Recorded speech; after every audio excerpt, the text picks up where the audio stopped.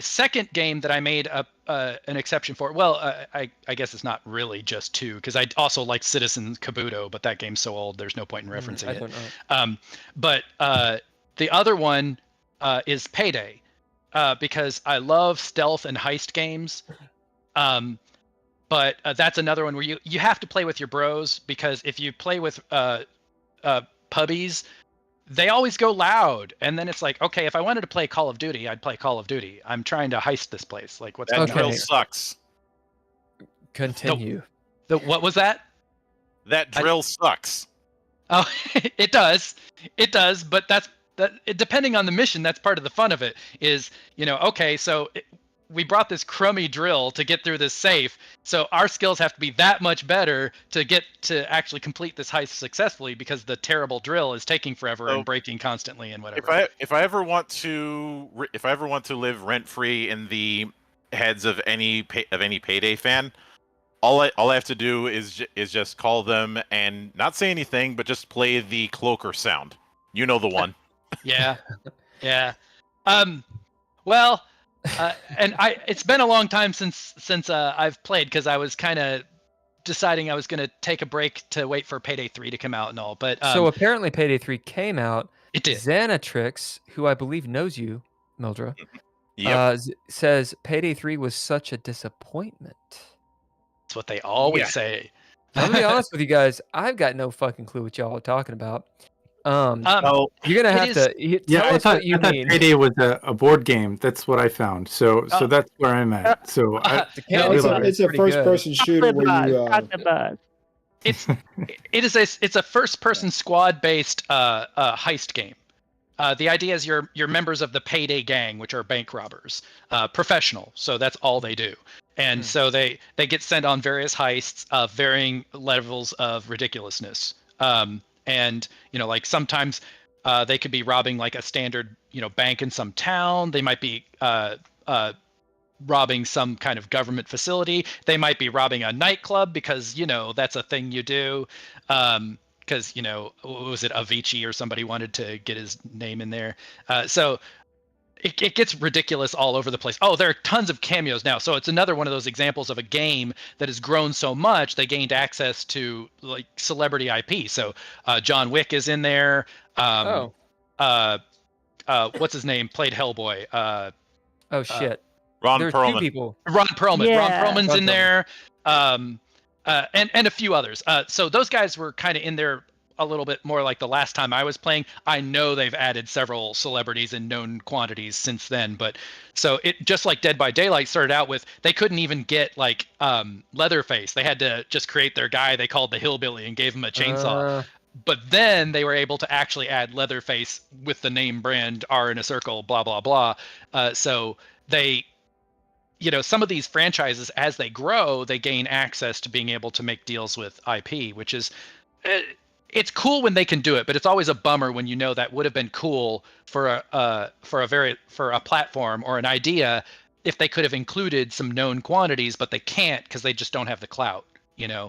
Like if somebody wanted to make a new Smash Brothers type of game, but they're little guys, so they're not going to be able to stick in any recognizable characters. So they've got to make up all their new characters, and maybe some of them don't have a lot of appeal because realistically, you got to wear a lot of hats in this kind of stuff. So, they invent this really cool game engine and maybe some neat mechanics, but maybe they're not real good at creating characters. And so their characters fall flat, but the game is fun. So what do? Just hope that that hangs on long enough that you can finally be able to buy yourself a couple known characters. It's kind of a shame what happens in the industry sometimes. That's why I stick myself in as many games as possible. Mildra, I think this is all you, man. You and Andrea. Yeah. You guys are the video gamers.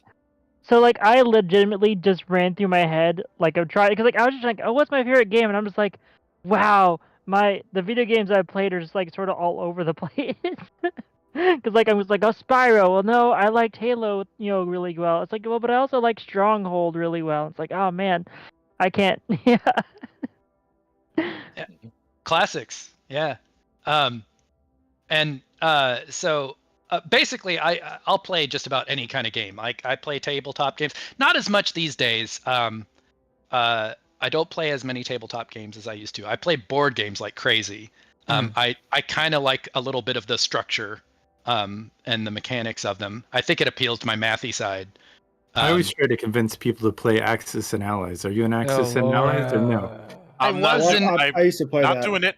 I was in elementary school. I mean, I don't think I've played it since then. I have done my time with Axis and Allies. I'm not going back. Oh no. Yeah. What about a D6 game?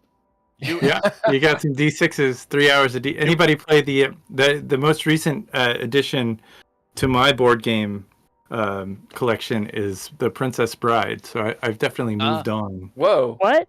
What? Yeah, Yeah. the Princess Bride board game. It's very exciting. I look forward What, to like what? playing it. Like what kind of mechanics you're talking about here?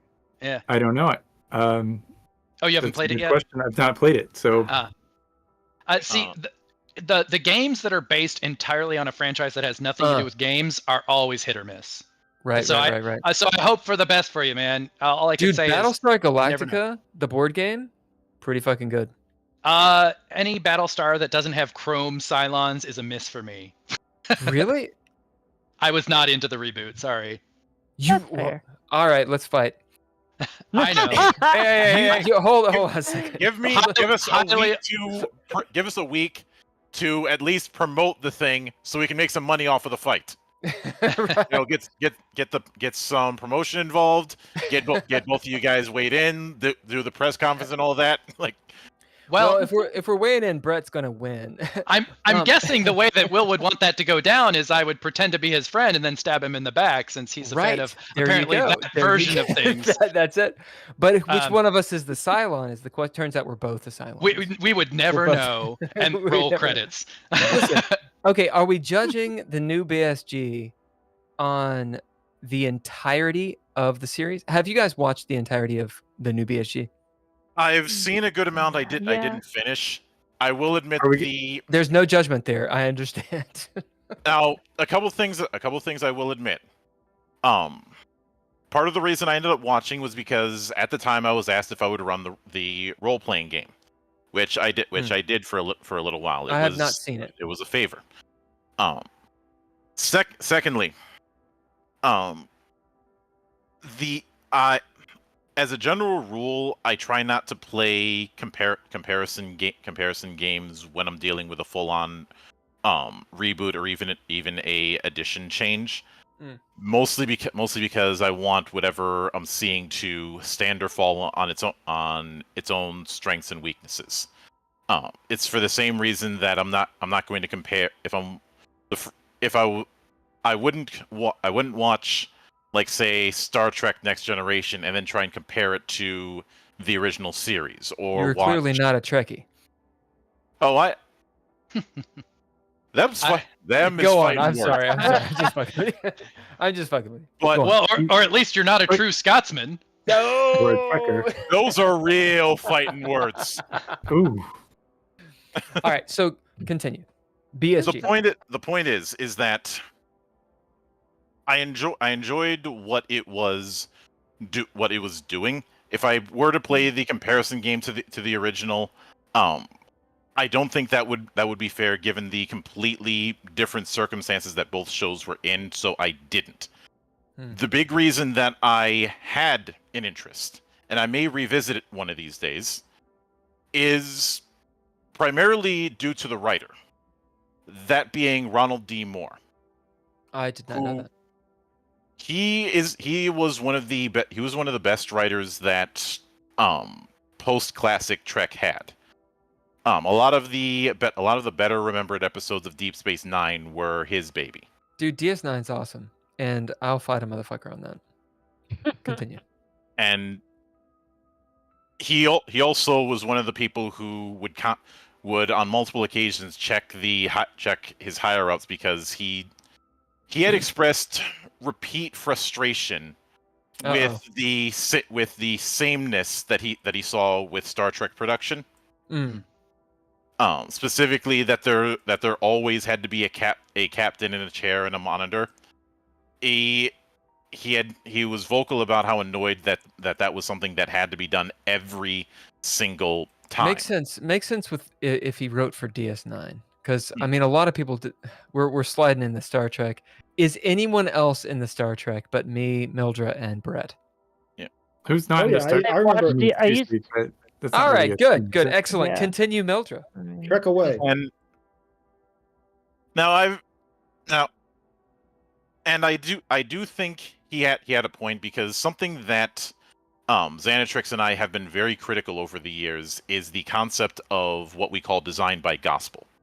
This idea of doing things a certain way because we've always done it a certain way without figuring out whether that certain way fits for a given project. Though I agree that is a fair thing to have a problem with. Sometimes that's actually part of what I might say is the writing challenge. In other words, in order to maintain continuity, you have to have these anchoring concepts that make sure that no matter how much you vary from the form, these various traits will make it recognizable as a continuation of the form.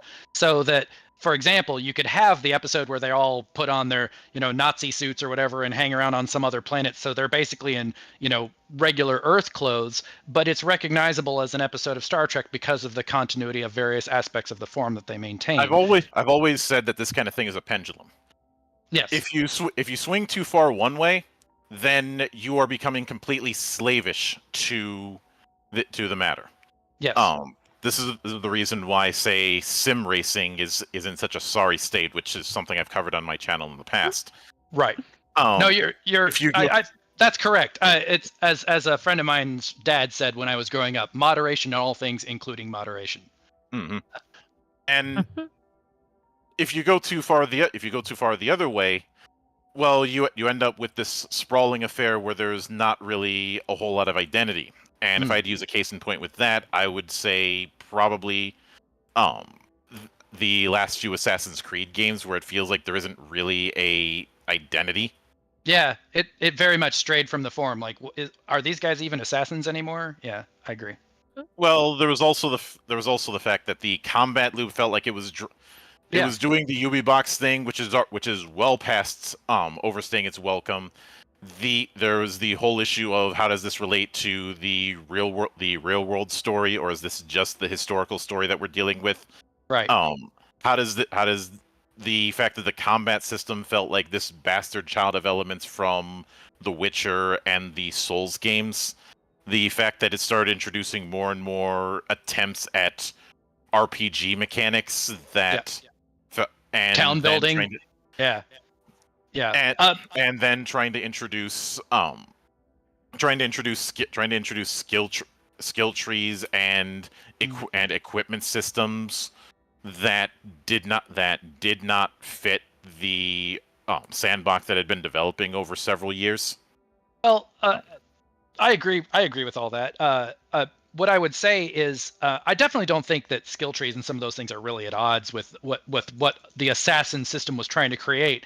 But without trying to be one of those, the first one's the only one that was ever right and everything that varied from it got it wrong. I wouldn't say that, but I will say there was something very clean about the methodical nature of the original game, which was you went into a new area, you scouted it out, you talked to the different people to sort of learn the patterns of your target and also learn sort of your ins and outs, and basically develop your plan, and then you executed your plan. It was extremely methodical, which is exactly what you would expect out of assassins that are successful enough to take on the Templars throughout history. And then it started varying into, instead of if things go sideways and the soldiers are called on you, you run toward the soldiers because you're basically a soldier yourself. And that started feeling less and less like an assassin, because why bother with all the preparation if you can just take on the army when they're sent to you? So it was getting sillier as it went on. I mean, one of them's a pirate, which I mean, is only an assassin in the sense that he kills people. There's really, I mean, the franchise, though it may be fun, it lost the thread of what they had established as this sort of new genre of sort of that stealth mechanic. Sort of instead of robbing a bank, you're killing a guy. So it was a very similar. It had a nice branch of the heist game paradigm, and it was well executed in the very first one. And as Mildred said, it had this really interesting virtual reality kind of lore that they were trying to put into play. Memory. Yeah, it was